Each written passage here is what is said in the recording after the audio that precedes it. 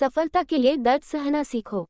कई बार जब लोग जीवन में काम करना शुरू करते हैं तब उन्हें बहुत ज़्यादा दर्द होता है, तकलीफ होती है, उन्हें बहुत ज़्यादा मेहनत करना पड़ता है और ये बात उनसे बर्दाश्त नहीं हो पाती है।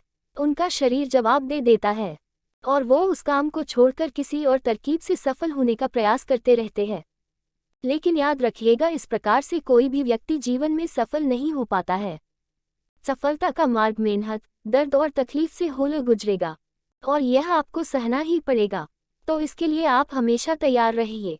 तो चलिए इस बात को एक कहानी के माध्यम से समझते हैं। एक बार एक मूर्तिकार अपनी छीनी और हथौड़ी से एक पत्थर को भगवान की मूर्ति का आकार देने का प्रयास कर रहा था।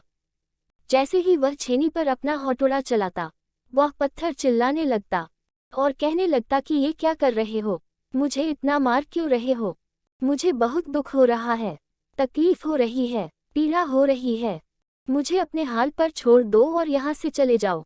मूर्तिकार ने उस पत्थर से कहा, मुझे बहुत अच्छे से पता है कि तुम्हें बहुत ज़्यादा दर्द हो रहा है, तकलीफ हो रही है और तुम बहुत ही ज़्यादा पीड़ा में हो। लेकिन यदि आज तुमने इस दर्द को नहीं सहा, इस तकलीफ को नहीं सहा, तो जीवन भर तुम इसी प्रकार से पड़े रहोगे। मुझे पता है कि तुम में आगे बढ़ने की अपार संभावना है, तुम एक बहुत अच्छे पत्थर हो, लेकिन यदि तुम इसी प्रकार से रहोगे तो कभी भी आगे नहीं बढ़ पाओगे। इतना कहकर मूर्तिकार औजार उठाए ही थे कि पत्थर फिर से चिल्लाने लगा, गिड़गिड़ाने लगा, विनती करने लगा, मुझे अपने हाल पर छोड़ दो। मुझे पता है कि जीवन के लिए कौन सी चीज़ सही है और कौन सी चीज़ गलत है।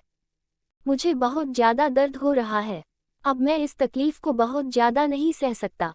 मैं जिस हाल में हूँ उस हाल में छोड़कर चले जाओ। उस मूर्तिकार फिर से उस पत्थर को समझाने की कोशिश की, ज़्यादा अधीर मत बनो और अपने सब्र को बनाए रखो। थोड़ी देर और इस दर्द को सहो। यदि इस दर्द को सह लिया तो मैं भगवान की मूर्ति के रूप में तुम्हारी स्थापना करवाऊंगा।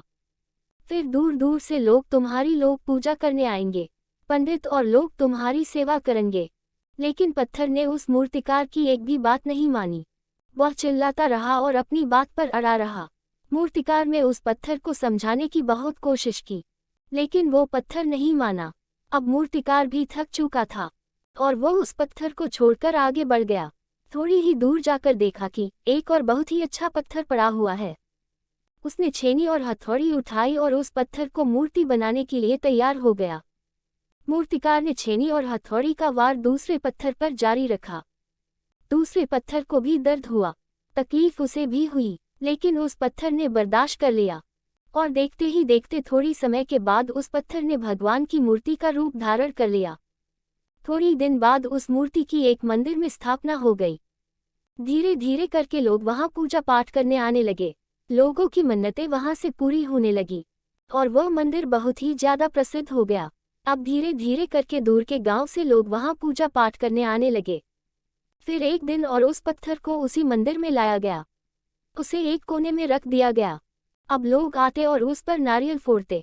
ये कोई और पत्थर नहीं बल्कि वही पत्थर था जिसने दर्द को नहीं सहा था।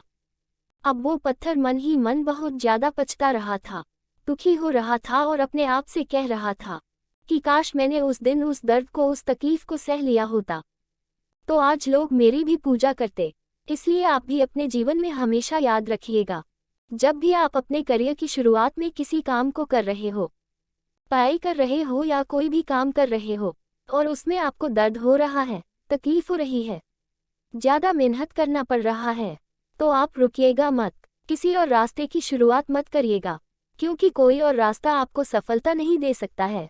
आपको उस दर्द को, उस तकलीफ को सहना ही होगा और उस दर्द को, उस तकलीफ को सहकर आप ज़्यादा मजबूत बनेंगे और तभी आप अपने जीवन में आगे बढ़ पाएंगे।